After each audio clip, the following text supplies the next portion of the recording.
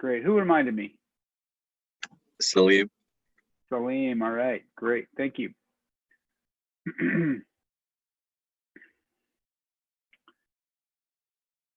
All right. So we'll wait a few more minutes. People should be here in just 3 or 4 minutes.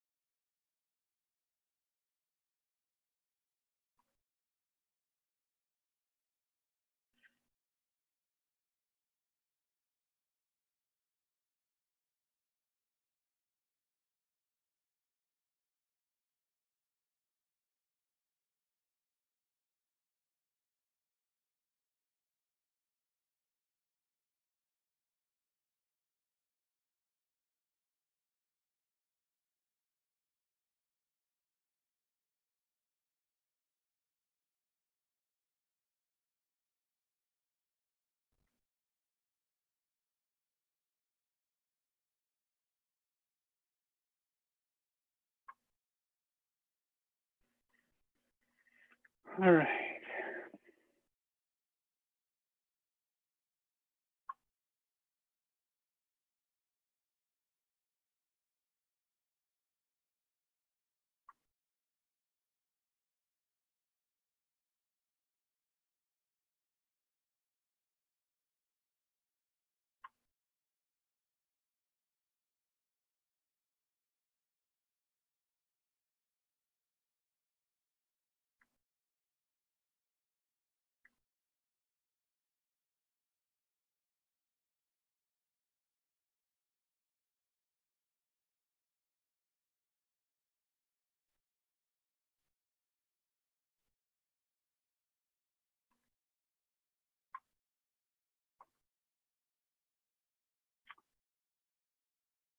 Right. Good. Good. I think we have a critical mass here at 4:10. Thank you all for coming. And I want to say I hope you've, if you did watch the debate last night, that you've recovered sufficiently to be able to focus here. And I want to, what I want to do today is go back to the assignment for this week, which the homework was to do the peer-to-peer, or sorry, just to observe a class and use the Georgia Tech classroom teaching checklist, which was we went over last time. How many of you had a chance to do that this week? To fill out the checklist for your class, for a class? If you recall, okay, good. A number of you have done that. Great. Because what I want to do is talk about that and And I'm curious, put your hands up actually, if you would, in the participant page, because I want to just see if we have a critical mass. If not, we can do it as a group, or we could do breakouts. Okay. All right. Oh, good. A lot of you did it. Excellent. All right. Good. About half who are here, which is fantastic. All right. So then that's good enough odds for me to break us up into breakouts to talk a little bit about what you observed. And so I want to give you 10 minutes to go in with a peer. I'll do it randomly, and then if you are two people who didn't do who didn't have a chance to do the assignment yet, then pop back out to me, and then we'll reassign you somewhere else. Okay. And if you haven't done it, I understand things come up, but I do want you to do it later. But you'll still be able to have a discussion with the other person who was able to do the observation and fill out the checklist. And if you're not sure what the checklist is, it's on the syllabus for this, which is from last week, week 5. It's a Georgia Tech classroom teaching observation checklist. And you just click on that, and it'll bring you to a 4-page checklist that you're basically going to go in and apply it to a class that you're currently taking, or we open the door. If you wanted to do it for a peer, you could do that as well. Although I think few of us actually got to do that. Okay, but I want to get your perspective on what it is like to be observed and how that, what that interaction feels like. So again, I'm going to break us up into breakouts. And again, if you're in a group in a breakout that does not have anyone who did that exercise, then come back and I'll reassign you. Okay. So right now we have 28. So I'm going to make 14 breakout rooms. Or actually, make it 13. You might be in with 3 people. That's okay too.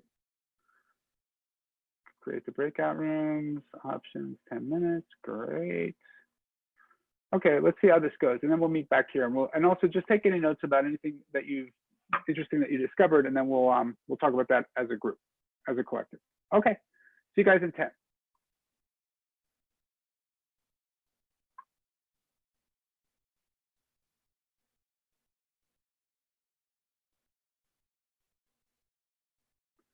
All right, so Tanya. Oh, she went to.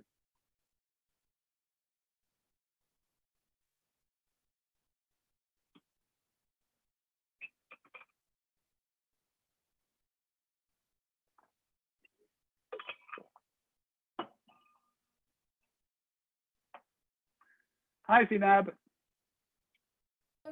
Hi.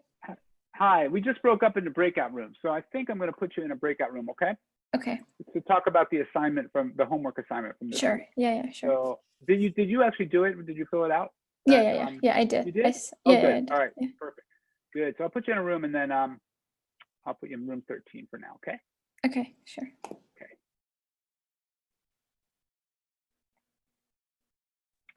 Hi, Mo.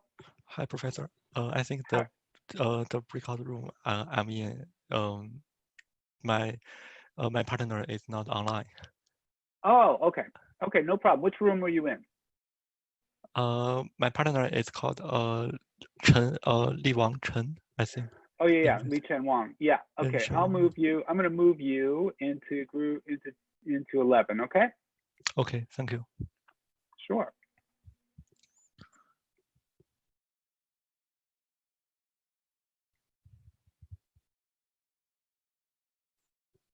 I think you might have to accept it or something. Yeah, I think so. Okay. Then it'll take you over there.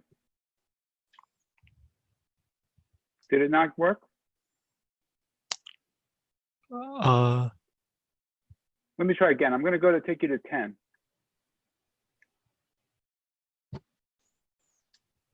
You have to say join. You have to accept. is there any options I need to? Oh. Let's see. It worked for the last person. Yeah, I just said I'd move you to the class, and then it says you should just accept. Oh, well, let me. You see it? I'm going to try it again one more time. I'm going to move you to there you go.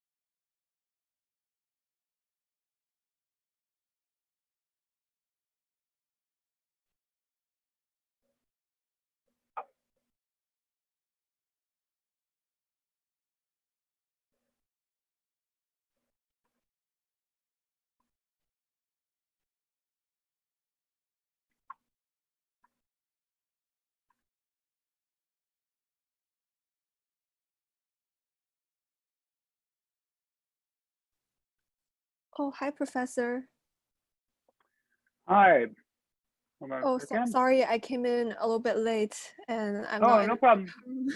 I'll put you in a group. No problem, Emma. Okay, thanks. I'll see you there. I'm going to put you in group 5. Okay.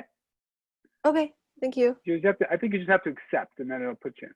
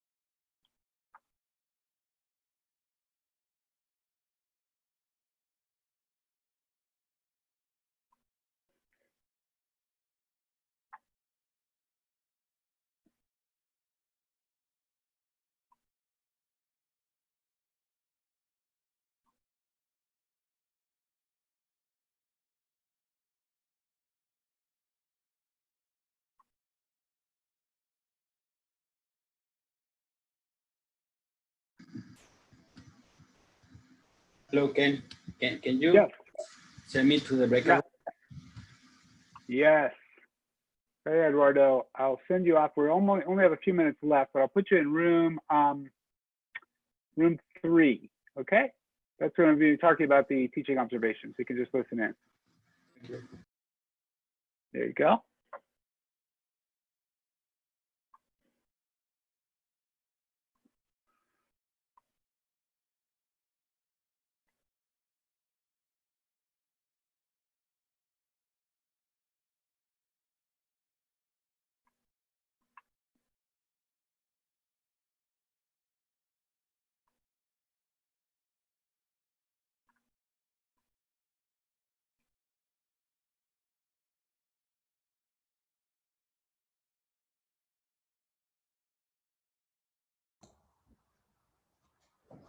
Hey, Professor. Hey, I had to come a little bit late because I had a group meeting. that's no problem. Okay. We'll what I think we only have another 2 minutes left. I can put you in a room with another couple people. Let me do that. Okay. We're doing a breakout about the teaching observation. Okay. So you can just listen in. Okay, cool. I'll put you in room 4.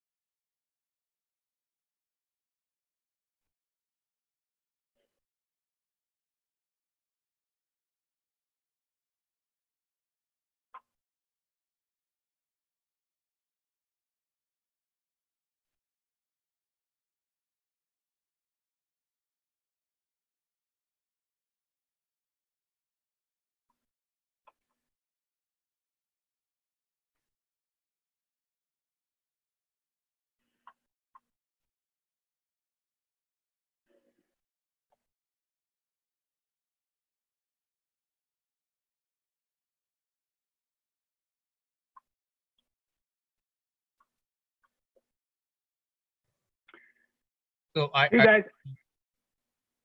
are you guys coming back automatically? no, Or did you just get? I'm just late. Okay, no problem. We're going to be talking about the class participation. I'm going to close the breakout rooms. Sorry, the class observation exercise from the homework from this week. So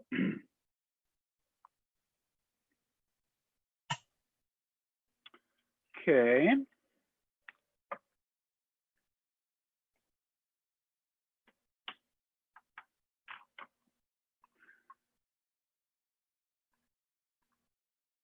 Welcome back, everyone. Everybody's trickling back in. I love this system.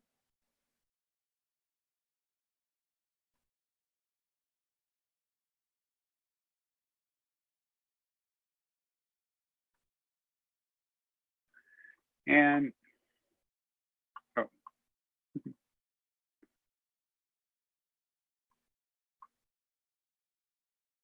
Observation doc. Okay, so people are still coming back. Okay. There we go.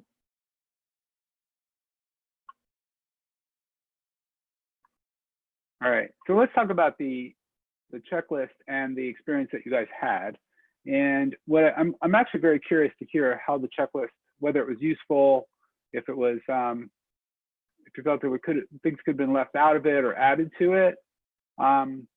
So let's talk. First of all, to what degree were there things that surprised you from sitting there as an observer of the teaching as opposed to a student in the class? Right. What I mean by that is, in many cases, you were just watching a class that you're actually taking, but yet you're putting on your hat as a evaluator of the instructor and their performance. So how was that different for you to be in that different position? Was it the same? I can chime in here and say I think for me it was really helpful to see it from like an evaluating point of view, because when you're a student you're really bogged down with just thinking about how you're going to get the next assignment done, how are you going to learn the material, where being in an evaluator's seat helps me think about what actually the pros and cons of the course is.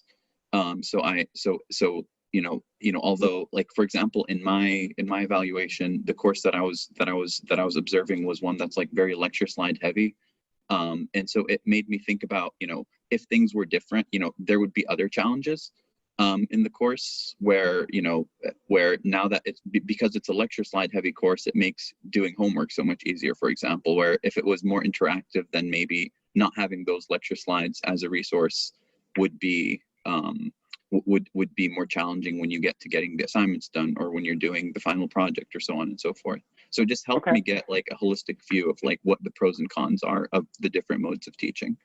Okay, good. So you were saying that this is a class where there's a lot of presentation in slides, and you also get a copy of those slides, right? Yeah. That's your point. Okay, good. How about others? What did you notice about the teaching process? How about some strengths first? What were some of the things that you saw that people did well that you observed? And just put your hand up, actually. It will help me keep track of who's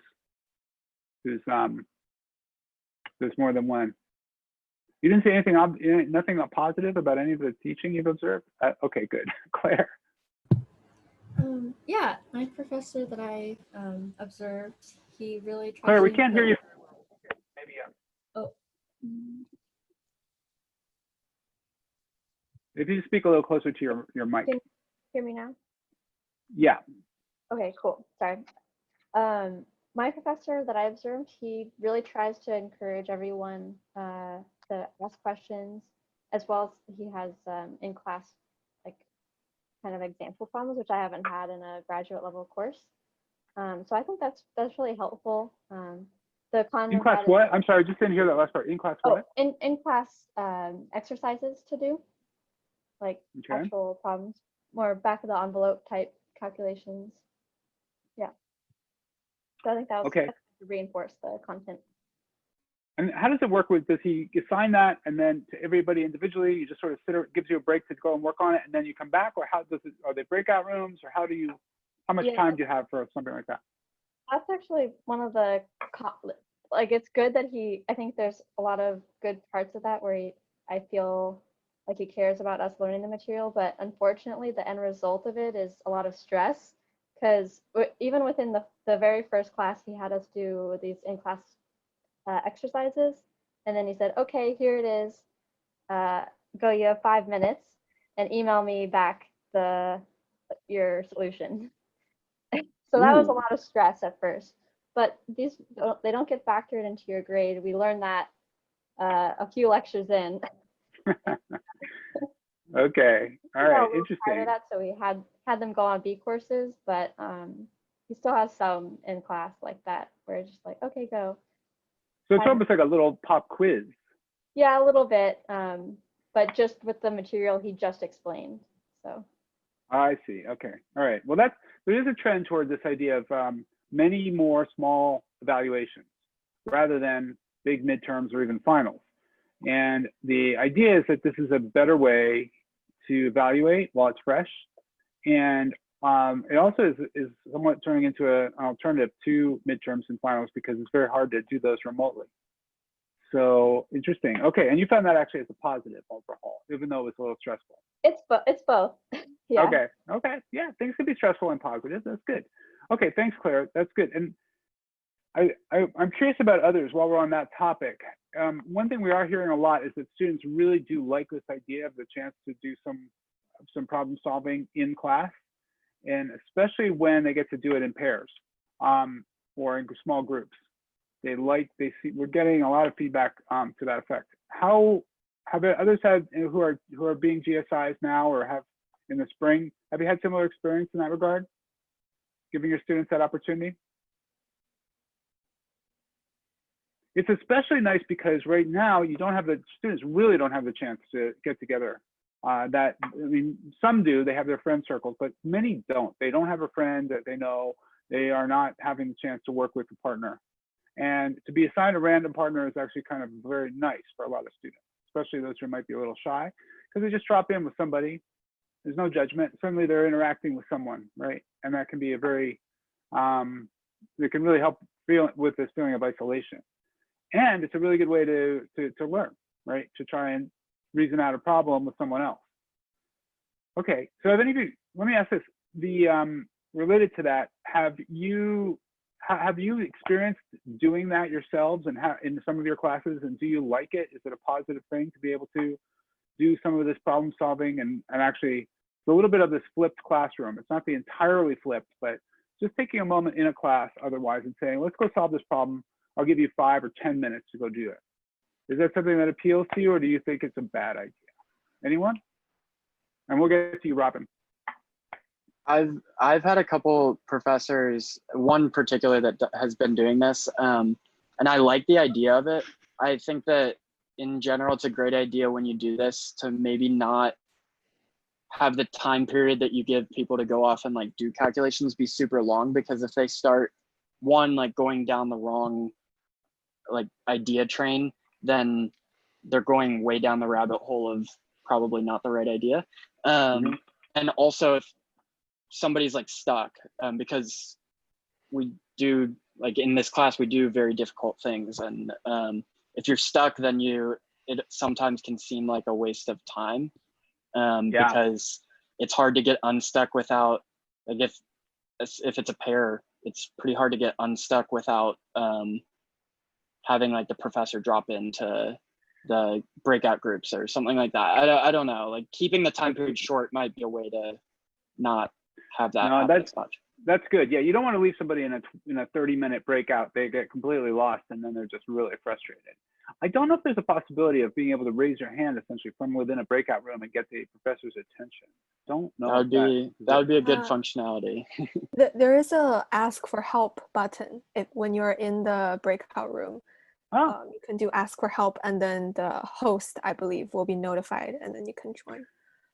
Okay, good. I did not know that. Thank you. Okay, that's great. All right. So good to know. They've already built that feature in. All right, so I do encourage you, if you're being a GSI, think about doing that in one of your sessions. And it could be, you know, try it just very carefully with a pretty easy problem to start out and see how that goes. You don't want to give them a totally like nightmare problem and then, you know, get everybody stumped. It's not really about that. It's really about the idea that they get to work with somebody and share the process of solving it. Okay, good. Robin, you had your hand up. What would be a good, what other good practice did you observe in your in the class that you observed? Yeah, so actually when I was first going over the checklist, one of the things that I kind of noticed was in the last section, it talks about incorporating like current research and current information and current knowledge about the field. And I was just thinking to myself, I don't think I've ever really had a class that did that. But the class that I reviewed for this assignment did that in a particularly cool way, I thought. And so it actually takes advantage of the fact that we're on Zoom and not in person. So what the professor does is they spend the first, or they allow the first 15 to 30 minutes of the lectures are like 90 minutes long. And the first 15 to 30 minutes are always with a guest speaker from somebody in that particular field. And this class is like an upper level undergrad class. It's an introduction kind of class to this field. And so you get to hear about, you know, the topics that you're learning about or the career path of somebody who's gone through this field into academia or gone through it into industry or gone through it into business or entrepreneurship or something like that. And wow. I personally really appreciate those, and I would have loved to have that as an undergrad because it definitely gives you some perspective on like what the kinds of tasks are that you would actually be doing if you continued in this field. And it also really helps to break up what would be an otherwise long 90-minute lecture period. Yeah. Okay. Let me ask you, they bring in a different guest lecturer for every single class? Every single class, twice a week. Wow. And yeah, so A, cool on the professor, and B, I think it is easier to do over Zoom if they can just call in for 15 minutes than if they had to like get onto campus or something. Oh yeah, definitely. No, that's true. And you're right. It's where Zoom we make that a lot easier. But is it a big class? How many students? 40 to 50, I think. Not that big. Okay, I'm just saying because I can tell you from my experience, that's a lot of work to coordinate. Yeah. To all those speakers. But I do like the idea of having something fresh. Let me ask you guys this. What if you did that with video? In other words, what if you curated videos, you brought them in and you let everybody together watch a video in the first, let's say 10, 15 minutes of someone speaking like that about their career choice, et cetera. Because there's a lot of those kind of things available online. Would that be appealing? Personally, I don't think so. Like you're coming to this class at this specific time, and I feel like you want to be engaged in something you can get at that moment. Whereas you can go and watch that video any other time of day.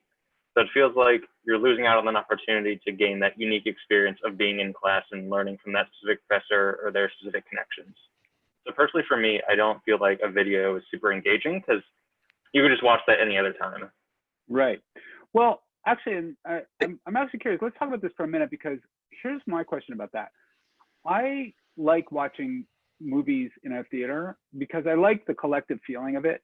And I also like that it's something that I watch it and then I talk about it, right? So to my mind, there's something is nice about being able to watch it all together. And but I'm curious, maybe, and I see your point is well taken. I mean, everybody could watch it asynchronously, but I'm just curious about that. How do you feel? Maybe if it's shorter, I don't know. Tell me what you think about watching videos during a class. I wanted to say something, like I definitely resonate with what Josh said. Sometimes in classes, it can be like, it can eat away at the lecture if the lecture style of the professor is like really fast paced and it's just like fit in and it's not really planned out very well. But in other cases, I think watching a video can really enhance the learning and make things very memorable, but also allows for great discussions to happen afterwards because the first reaction to the video from many people will be very different. And then the questions that are brought up afterwards are just a unique experience. I can remember like when I took my first fluid mechanics course, at the end of the course, there was like some advanced topics in like turbulent fluid flow, for example, that we didn't really get to in the course. And so the professor was like, I'm just going to show you guys a series of videos, and this will maybe have you excited about learning more fluid mechanics in the future. And then showed us some videos of like some original fluid mechanics concepts, experiments that were done in the 90s, and then some just really cool videos of turbulence. And now whenever I think of fluid mechanics, those videos are what is most memorable, for example. Yeah. Well, it can be very memorable. I mean, it's certainly because the visuals, a really well put together video can be very powerful. It's interesting. I got Julie wrote something in the chat here. It's a good way to do it, but watching videos in class feels very high school to me, which I also understand. That's right. So a lot of times, poor high school teachers, they're so deluged and they have so much work to do that they use videos in a sense to give themselves a little break. And so it is pretty common in high school. I really want to hear your thoughts on this, because here's my thinking is that if it's short, then it can be okay. I mean, in other words, maybe 3 or 4 minutes to throw in a video that you can then watch together and then talk about. Because it's fresh, because everyone does it. I mean, I worry when I assign a video to watch that I don't know if everybody's going to really watch it. And you guys tell me something. You probably are the generation of multitaskers like my daughter. And she, you know, if she gets assigned to watch a video, she's watching a video, but she's also doing like 3 other things. And I'm always astounded that she can juggle like that. Are you guys like that? You're not going to admit it. Is she really juggling, or is she putting in half effort to both of the things she's doing? I don't know. I mean, she's a good student, but she's got her videos on. She's got a podcast. She's doing math homework. I mean, all at the same time. It's a mystery to me. I could not do that. I mean, I have to have total silence. I have to be in a soundproof room to be able to do that, to really study. But okay. But just what I worry is that exactly what you just suggested there, she's not getting the full focus. But if I showed her that video in this setting and said, we're all going to watch this video, I think we'd all be a lot more attentive to it. Although then again, I don't know, maybe half of you guys are listening to watching videos, watching TV shows during this class. But what I'm getting at is there is a trade-off, and I'm sensitive to it, because I think also there's this idea, as you're expressing, is that you're here, this is expensive, you're getting, you know, this time is valuable, you want to be engaged with the professor. You don't want to be watching a video, but certainly not like a 30-minute video. That's way out of line, right? Okay, so let's keep that in mind. I think it's really an interesting thing to keep in mind. I did find, I just recently showed some very short videos to illustrate a point in one of my classes, and I got very positive feedback for that. People liked it, but it was short. It was 3 minutes. Professor, I want to say, I think that I like the video idea because I think it's less intimidating to discuss a video than to discuss something the professor said, because you know that they know it very well and you don't want to like say anything wrong. Okay. Whereas, you know, reacting to a video, I feel like you can be more open. I hope you could feel open to saying I'm wrong. Well, yeah, but I mean, I don't know. Right. No, I hear you. No, actually, I like this point. You're saying you can be a little bit objective, like you're all watching this objective thing, and you can critique it together. And nobody's going to have their feelings hurt because the person isn't there, or the filmmakers aren't there. Good. Okay, I like that. Okay. Well, all right. So this is really good, and I appreciate this discussion, because I do think it's something we're going to be considering more and more, just because it's so easy to jump over to a video because we have, you know, the whole archives of YouTube at our fingertips. Let's hear, anyone else have something positive that they observed in there's some interesting technique that they observed in that classroom observation process? Nothing that really stood out? How about negatives? Anything that you guys saw that was, you really thought this is not good? Okay, good. Now I'm seeing hands. All right. Kai? Yep, it's Chai, like chai tea. Chai, sorry. Chai, okay. Sorry. So I was talking about this with my breakout group, and it's gonna sound just a little bad, but I don't think it should be. I'm not trying to offend anybody, but the person I was evaluating, or the instructor I was evaluating, I felt like was really limited in how they use technology, and I think a part of it has to do with the age factor.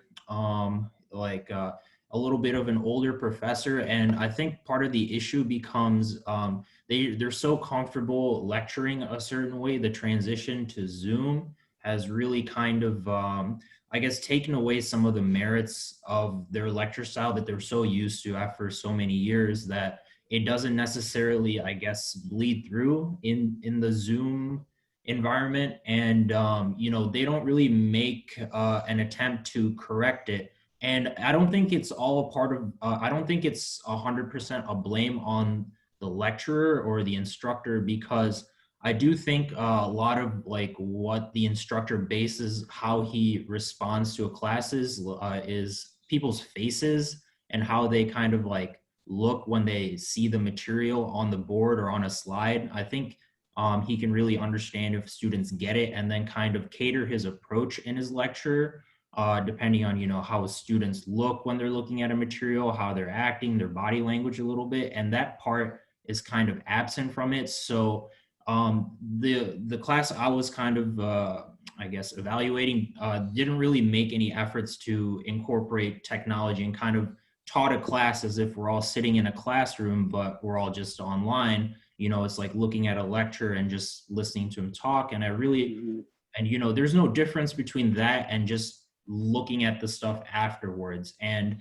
like I said, it's an issue, and I think it's a negative, but I don't really know how we can tackle it, because, you know, students aren't always going to pay attention, and lecturers aren't. You can't ask lecturers to teach in a way they're not comfortable, because that will overall, in my opinion, be less effective. So okay, no, I hear you. And I think one of the things, Chai, is that the feedback is definitely an issue. Now, there are ways to do that. And let's talk about that for a minute, because the best way to do that is to have two devices.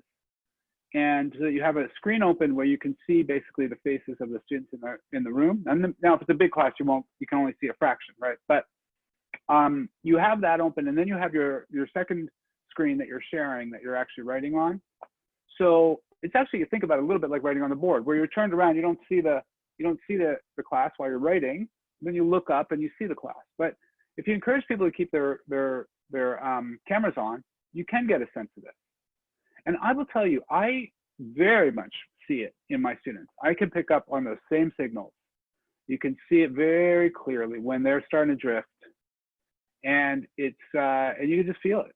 And it's really interesting. You only need a pretty small sample. Like usually I have 2 or 3 students will usually be enough for me to get the signal of like, is this getting boring, or are they excited, or where are we here? And or they just tell you, like I do. Well, yeah, you are very. I could see Preston there jamming. He's like so into this class. I had a lot of caffeine. That's also the that should be a requirement, by the way. I should say you must drink a big cup of coffee before this class starts. I always do. But yeah, I mean, there will always be exceptions, right? There'll be some student who just, you know, I actually had a student who had narcolepsy, and he was constantly falling asleep, and it was like a bummer. And I just said to him, you know, we had a little conversation, and he said, I hope you don't take it personally, but I actually have clinical narcolepsy, and he falls asleep all the time, which is really a terrible affliction. But you know, but in general, you can pick up. So I would say, Chai, you know, if this professor were able to, they need a little assistance. Maybe if you're, I don't know, it's not a person you're a GSI for, but if you're a GSI for a professor who's like that, then I would say help them out. You know, you can say, look, there's some tools. Because if you're just teaching and you're sharing your screen and you have your screen, you can't see it on anybody. That is very, very isolating. But there's definitely lots of ways to get around that. And someone said, does anyone with a PC, let's see, Julie, do you want to ask that question so everybody can hear you? I like that. If you have a PC, yeah, well, you were just saying like you can see all the students on, and then be like using the other one as your like whiteboard or whatever. I just haven't been able to get that to work on Zoom, and I'm logged in on one account, you know, on one device, yeah, and the other account on the other, and that once you share the screen on one, it just like shares the screen on the other one too. And I don't know, I thought it might be a PC thing. No, here's the problem. If you have a big screen, you can sort of resize the window so that what you're showing to them is small for you, and then you can see about 12 people on it. But you really do need 2 devices to be able to do it more effectively. And then you can max out the screen on the first device so you can see as many people as possible. And now I realize everybody doesn't have the luxury of having 2 devices, but that's actually, I think, knowing that we're going into another semester of this, I think it's worth talking to whoever you're GSIing for and say, listen, I need to get a second device. And either the campus can provide it for you, or the instructor should consider providing it for you, or your advisor or somebody, because I think you'll be better off with a second device. I was specifically talking about with 2 devices, but anyway, I don't want to go too far into this. Okay. All right. Yeah, I get this thing. Michael just said he gets logged out of one account. I've actually have 3 devices open typically because I have a backup, because one of them does tend to go down, and I'm trying to minimize that downtime. So yeah, there's no optimal way, but I would definitely try to keep 2, and do explore the idea of getting a pad device. An iPad is really good, I would say. And the price I just checked has come down quite a bit. So even new iPads are like $600 or something now. So it's not cheap, but your advisor or somebody should be able to afford something like that if you ask. Okay, good. So we covered a lot. And let me just ask from the perspective of being an observer, did it help you see anything about teaching just a little differently than it is when you're just taking the class? Let me come back to that question. In other words, when you're taking the class, you're observing, but you're really there to learn. So you're really paying attention to what you're learning, but you're not stepping back and looking at, well, what is the professor doing or not doing, and how is their process working or not working? So hopefully it gave you a little bit of insight into that. And because that was the whole goal of that exercise, is to see how a professor would be, or instructor or a GSI would be evaluated. Emma, you have your hand up still, or is that from before? Oh, it was from this question. So I do think being an observer helped me see the merits of my GSI a lot more, because his section are usually very relaxed in terms of he doesn't really give a very formal agenda, which I know is part of the checklist. So he didn't fulfill that one. But actually every time, like if he starts the section saying something like, oh, do you guys have any questions on the problem set? Seems like very, very free and open and has no structure. But actually whenever students have questions, and he will respond it, but he would extend it so that it actually feeds into what his planned teaching. So if just being a student, I just felt like his sections were really comfortable, but also like covered a lot of material, but I didn't really think much about it. But being an observer, I think helped me see that he is pretty skillful in the sense that he's able to keep the pace relatively relaxed, but still being able to like deliver a lot of the content. Interesting. Okay, so you're saying he sort of, it looks unstructured because he just says, here, ask me questions, right?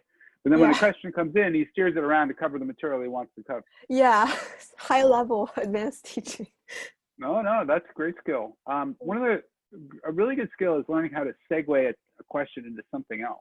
Yeah. And a lot of times the question will come in and you'll say, let me also tell you about this, because it will either remind you or it will just sort of, you'll just, for example, a lot of times I'll find I didn't think of it this way. And when a student asks that question, it really helps me go on to a bigger question that they could have asked that relates to that. Good. Yeah, I think just to add on to that, I think from the student's perspective, maybe they thought they asked a very simple or dumb question, but if the GSI is able to extend it to some very substantial material, then at least if I were the person who asked the question, I would be like, oh, I didn't know I touched on something important. And I would feel more confident about how my understanding is connected to the bigger picture. Okay. Really appreciate Good. that. Great. Okay. Yeah, handling questions is something that is really, I think, is super important. I would love you guys to think about that. And, and I would say, again, this is a case where this applies equally to teaching, to giving a research presentation, to any kind of you know, activity in a job where you're presenting material and people are asking questions, being able to receive those in a positive way is a super important skill. And if you learn that, your audience is gonna be a lot more engaged. They're gonna appreciate you more, and they're gonna really understand what you're saying more because they know the door is open to questions. So, and the tone you set very quickly is how you respond to those first few questions that get asked in that session or in a semester. And if you are dismissive or irritable, and you'll turn people off, and it's very hard to recover. So you want to be as receptive and supportive as possible, and then try to turn it, you know, as around so that they're excited to ask questions. Makes it a lot more fun. Okay, good. I see a lot of chat in the chatter about how to get multiple accounts going. You know, it's interesting because I wonder if it's because I use my own account my own Zoom that I've created, and that way it allows me to log in like 3 times with no problem. But maybe if you're not the owner of the Zoom, you know, you didn't create it, and maybe that's why it won't let you add more.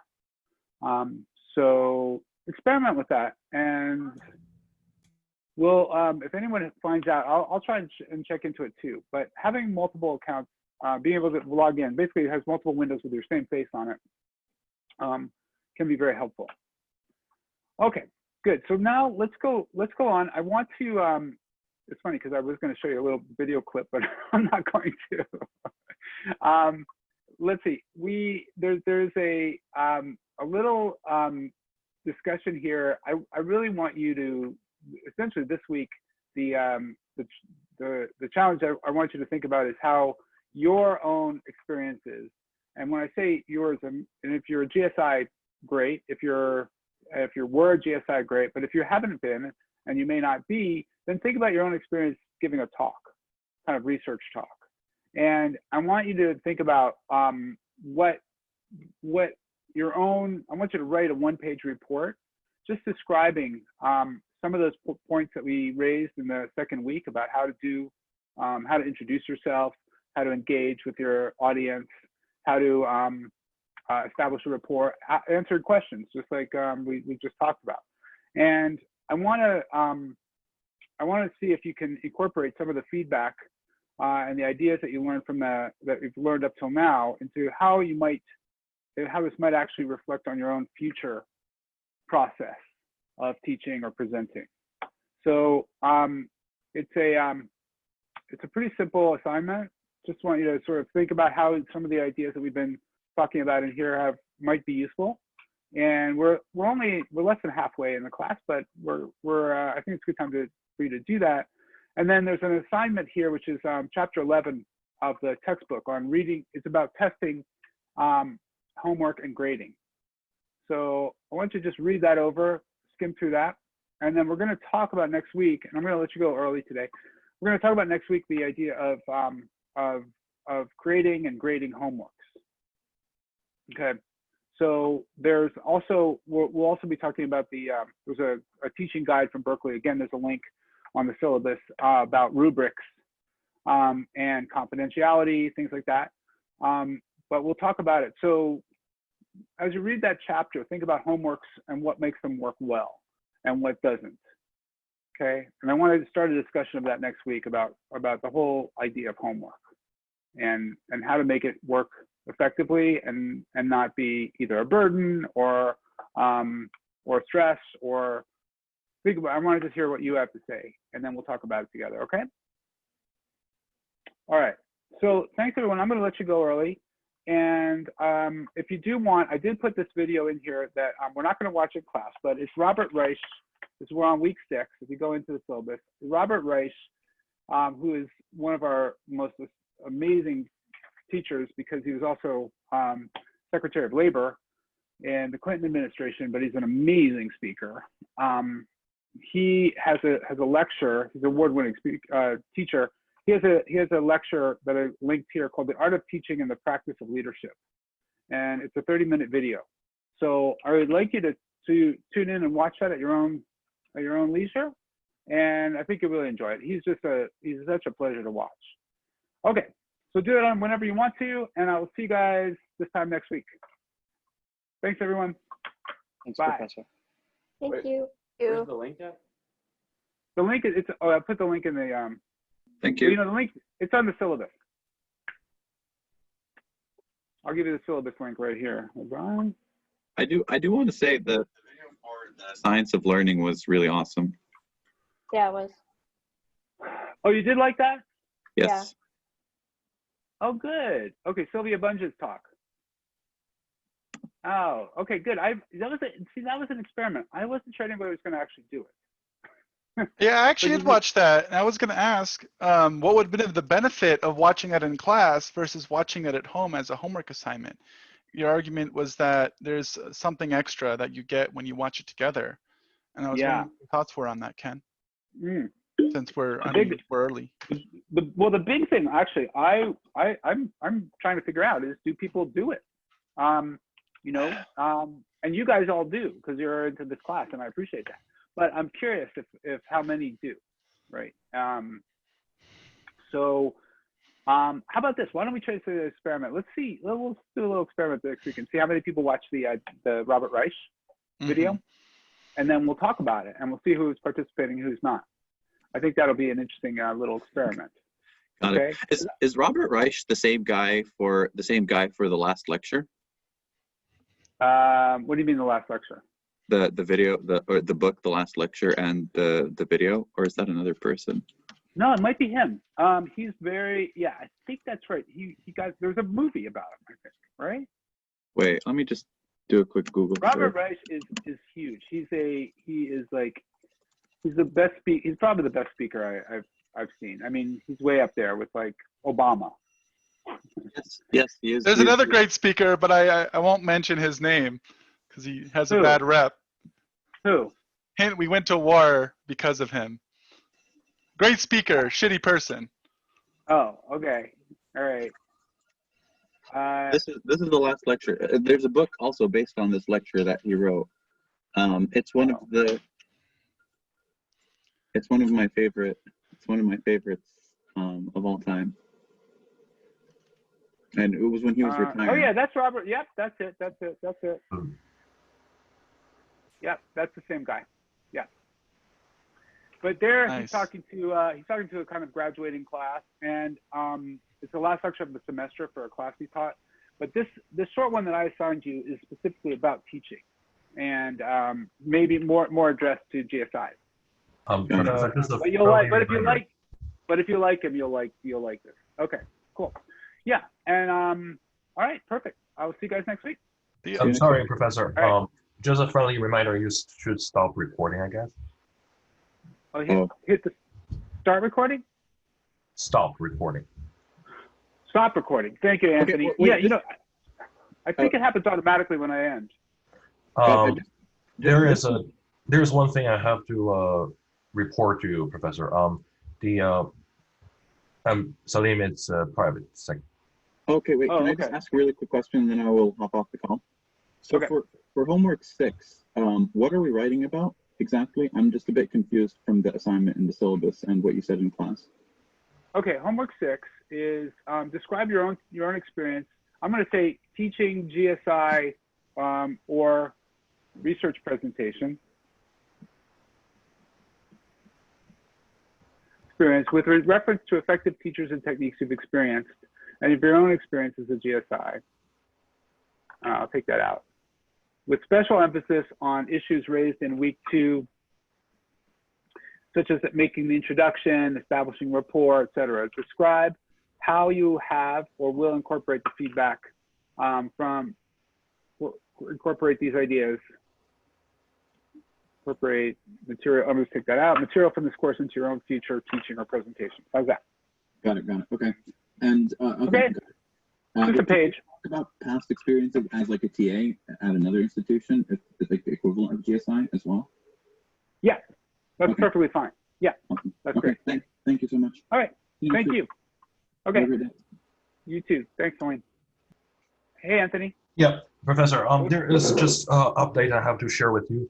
That Okay. around like 3 days ago, I have a phone conversation with my family, and my family demands my immediate return to China because of some family business. Several members was passed away during this COVID. Oh, So I'm sorry to hear that. I'm sorry, but I may need to switch to the group that actually having the time differences of 15 hours Okay. after the October the 18th. Okay. I'm sorry. So no, I totally respect that. There's not a problem. So the two things there. One is that I'm fine if you want to watch the videos, and I will give you, I'm not going to hold it against you as long as you can turn in the assignments. You can do it that way. You don't have to be there live. Or if you want to switch, I don't think it'll be a problem. I think other instructors will be understanding about that, and there are some others that are, I think, given at different hours. So it's totally up to you. Okay. Yep. Thank you so much. I will try to actually attend this meeting because that meeting I may able to catch it.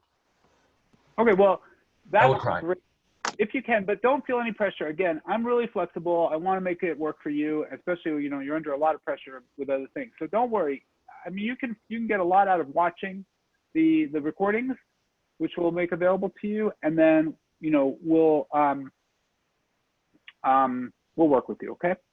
Yep. Thank you so much. All right. Thank you, Anthony. Take care. Take care. Bye. All right. Bye.